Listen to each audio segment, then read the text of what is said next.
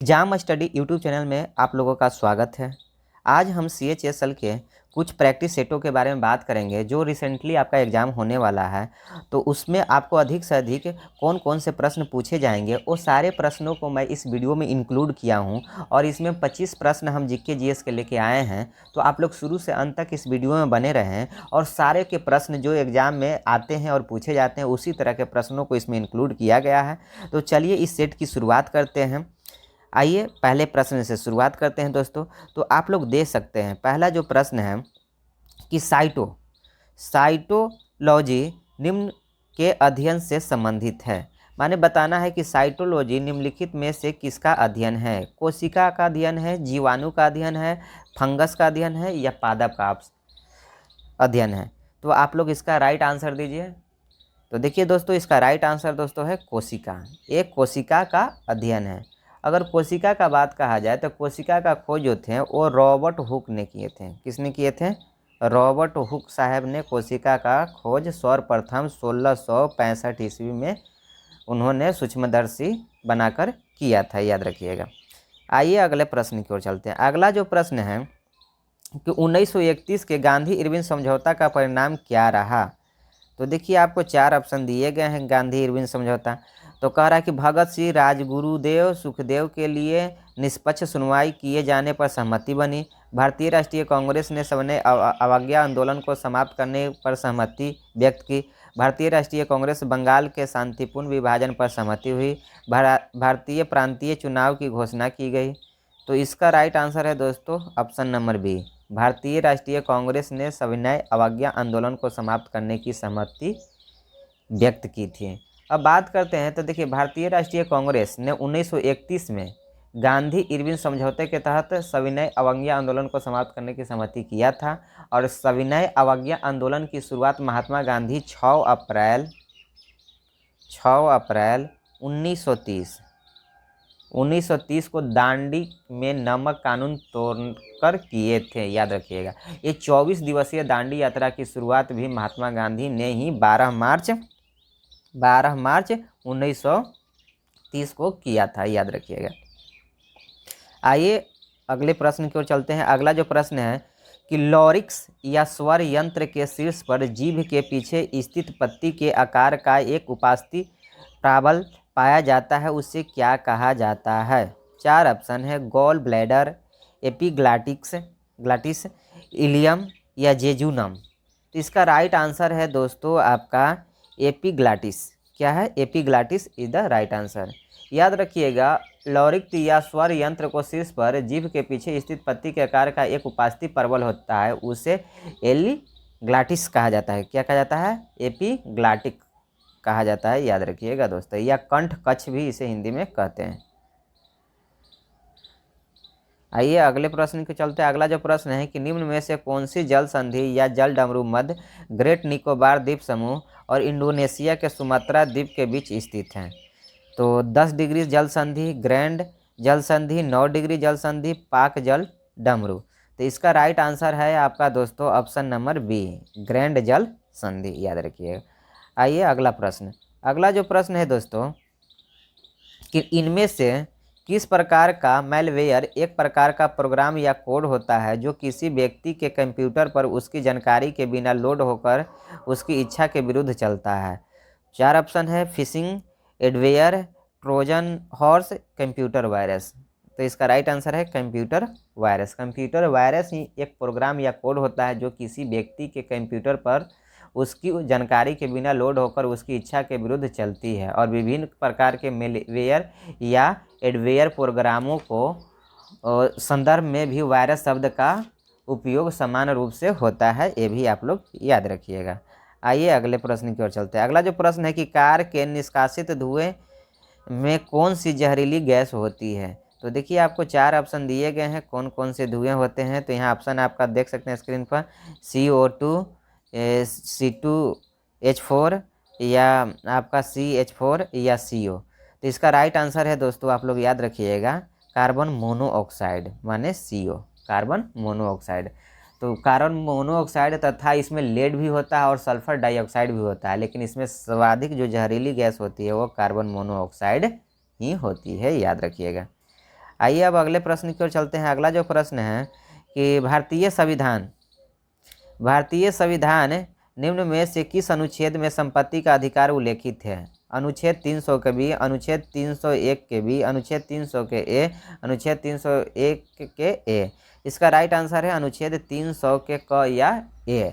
अगर बात किया तो भारतीय संविधान का जो अनुच्छेद 300 का ए है वो संपत्ति के अधिकार से संबंधित है और 49वां संविधान संशोधन अधिनियम 1978 के द्वारा संपत्ति के अधिकार को मौलिक अधिकार के सूची से हटा दिया गया और संशोधन के बाद इसे संविधान के भाग 12 के सेकेंड माने 12 में आपको 300 के ए के तहत कानूनी अधिकार बना दिया गया, याद रखिएगा। अब बात करते हैं अगले प्रश्न की। अगला जो प्रश्न है कि उत्पाद गैस किसकी मौजूदगी के कारण अत्यधिक जहरीली होती है? Carbon monoxide, dihydrogen sulphide, sulphur dioxide, nitrogen. तो ये है carbon monoxide is the right answer दोस्तों, याद रखिएगा।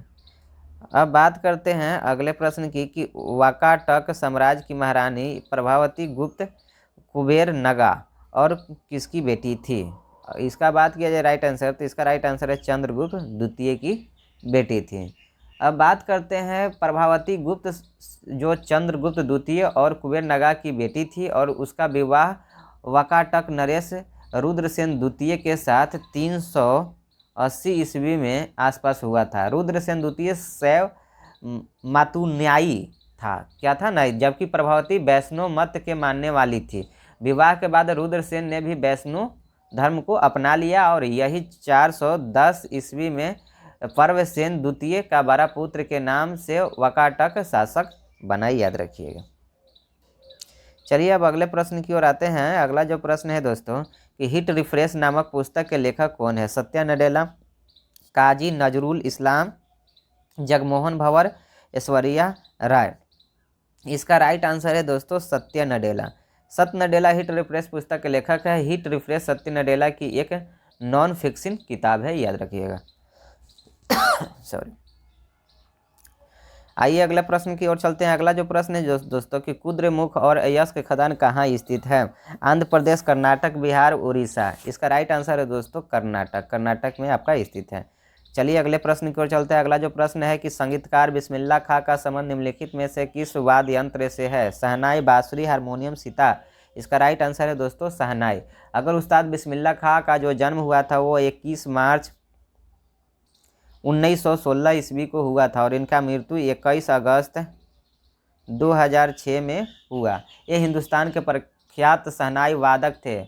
उनका जन्म डुमराव बिहार में हुआ था। सन 2001 में इन्हें भारत रत्न से सम्मानित किया गया था, याद रखिएगा। चलिए अगले प्रश्न की ओर चलते हैं। अगला जो प्रश्न है दोस्तों कि पत्तियों की सतह पर मौजूद सूक्ष्म छिद्रों को निम्न के रूप में जाना जाता है? कोशिका द्रव्य, रंध्र, नाभिक, शूद्र कणिका। तो इसका सही आंसर है दोस्तों रुद्र या स्टोमोटा। पत्तियों पर जो छोटे छोटे छिद्र होते हैं उसे स्टोमोटा कहा जाता है। चलिए अब अगले प्रश्न की ओर आते हैं। अगला जो प्रश्न है दोस्तों आप लोग देख सकते हैं, बहुत ही शानदार प्रश्न है 14 नंबर, जिसके बारे में कहा गया है, देख सकते हैं कि निर्धन परिवारों से संबंधित ग्रामीण युवाओं के कौशल और उत्पाद क्षमता का विकास करने के माध्यम से समावेशी विकास को प्राप्त करने के उद्देश्य से निम्नलिखित में से कौन सी सरकारी योजना शुरू की गई? 4 ऑप्शन दिए गए हैं। पंडित दीनदयाल उपाध्याय श्रमेय जयते योजना, दीनदयाल उपाध्याय ग्रामीण कौशल योजना, दीनदयाल उपाध्याय ग्राम ज्योति योजना, मिशन इंद्रधनुष। इसका राइट आंसर है दोस्तों दीनदयाल उपाध्याय ग्रामीण कौशल योजना, याद रखिएगा। चलिए अगले प्रश्न की ओर आते हैं। अगला जो प्रश्न है दोस्तों कि राज्यसभा के काम काज के बारे में निम्नलिखित में से कौन सा कथन सही है? राज्यसभा हर दूसरे साल भंग होती है। राज्यसभा भारत के राष्ट्रपति को सहमति से भंग होती है। अगला ऑप्शन है आपका है कि राज्यसभा कभी भंग नहीं होती है। लोकसभा भंग होने के बाद राज्यसभा भंग होती है। इसका राइट आंसर है कि राज्यसभा कभी भंग नहीं होता है। राज्यसभा एक अस्थायी सदन है, इसे भंग नहीं किया जाता है। हर 2 साल पर इसके जो भी राज्यसभा के सदस्य होते हैं वो रिटायर होते हैं, बट राज्यसभा कभी भंग नहीं होता है, याद रखिएगा। चलिए अगले प्रश्न की ओर आते हैं। अगला जो प्रश्न है कि निम्न में से कौन एक नयनार संत नहीं थे? सबंदर, सुनंदर अपर या अंडाल, तो ये राइट आंसर है दोस्तों अंडाल। अंडाल आपके नयनार संत नहीं थे। आइए अगले प्रश्न की ओर चलते हैं। अगला जो प्रश्न है कि उस मराठा राजा का नाम बताइए जो औरंगजेब से बहादुरी से लड़ा। बाजीराव द्वितीय, शिवाजी, शाहजी भोसले। इसका राइट आंसर है Shivaji. Shivaji the right answer दोस्तों। आइए अगला जो प्रश्न है कि कंप्यूटर प्रोग्रामिंग भाषा में निम्नलिखित से कौन सी चौथी पीढ़ी की भाषा का उदाहरण है। तो पास्कल, सोनोबॉल, एसक्यूएल, एलगोल। तो इसका राइट आंसर है एसक्यूएल। एसक्यूएल आपका चौथी पीढ़ी की भाषा का उदाहरण है, याद रखिएगा। अगले प्रश्न की ओर आते हैं। हिमालय की सबसे बाहरी पर्वत श्रेणी कौन सी है। हिमाद्री, शिवालिक पर्वत श्रेणी, पारा हिमालय, लघु हिमालय। इसका राइट आंसर है शिवालिक पर्वत श्रेणी द राइट आंसर दोस्तों, याद रखिएगा। आइए अगले प्रश्न की ओर चलते हैं। अगला जो प्रश्न है कि स्थल समीर वह शीत समीर है जो स्थल से की ओर प्रभावित होता है। समुद्र, वन, मरुस्थल, उपयुक्त में से कोई नहीं। इसका राइट आंसर है दोस्तों समुद्र की ओर प्रभावित होती है, याद रखिएगा। आइए अगले प्रश्न की ओर चलते हैं। किसी देश के निवासी और विश्व के शेष लोगों के बीच एक वर्ष में किए गए सभी आर्थिक लेन देनों के रिकॉर्ड को क्या कहते हैं। पूंजी लेख में शेष, या भुगतान शेष, या व्यापारिक शेष, या इसे चालू लेख शेष कहा जाता है। तो इसका राइट आंसर है दोस्तों भुगतान शेष कहा जाता है, याद रखिएगा भुगतान शेष कहा जाता है। आइए अब अगले प्रश्न की ओर चलते हैं। अगला जो प्रश्न है दोस्तों आप लोग स्क्रीन पर देख सकते हैं कि गांधी जी, और इसे ऊपर कर लेते हैं। गांधी जी ने किस आंदोलन का समर्थन किया था। वर्ण व्यवस्था, हिंदू और मुसलमानों के बीच एकता की कमी, गृह युद्ध, या अस्पृश्यता। तो इसका राइट आंसर है दोस्तों अस्पृश्यता का इन्होंने समर्थन किया था, याद रखिएगा।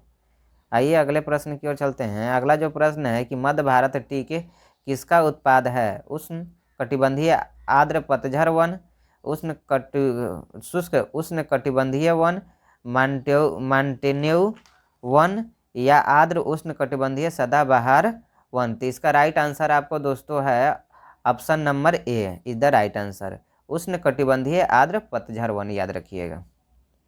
चलिए अगले प्रश्न की ओर आते हैं। अगला जो प्रश्न है कि डायबिटीज मेलिटस किस हार्मोन के कम बनने से होता है। तो इसका राइट आंसर है दोस्तों आप लोग 4 ऑप्शन देख सकते हैं। ग्लूकोगोन, थायरोक्सिन, एकडा या इंसुलिन। तो इसका राइट आंसर है insulin is the right answer, याद रखिएगा। चलिए अब अगले प्रश्न की ओर आते हैं। अगला जो प्रश्न है कि रिकॉर्ड के लगान सिद्धांत में किस प्रकार के बाजार के अस्तित्व की अवधारणा है। पूर्णाधिकार, अल्पाधिकार, द्वियाधिकार, एकाधिकार। तो इसका है पूर्णाधिकार इज द राइट आंसर, याद रखिएगा। तो चलिए 25 क्वेश्चन का सेट मैंने इसको पूरा किया। अगर ये वीडियो अच्छा लगा है तो आप लोग लाइक कीजिए, चैनल को सब्सक्राइब कीजिए और अपने दोस्तों को भी अधिक से अधिक शेयर कीजिए। तब तक के लिए थैंक यू। जय हिंद, वंदे मातरम दोस्तों।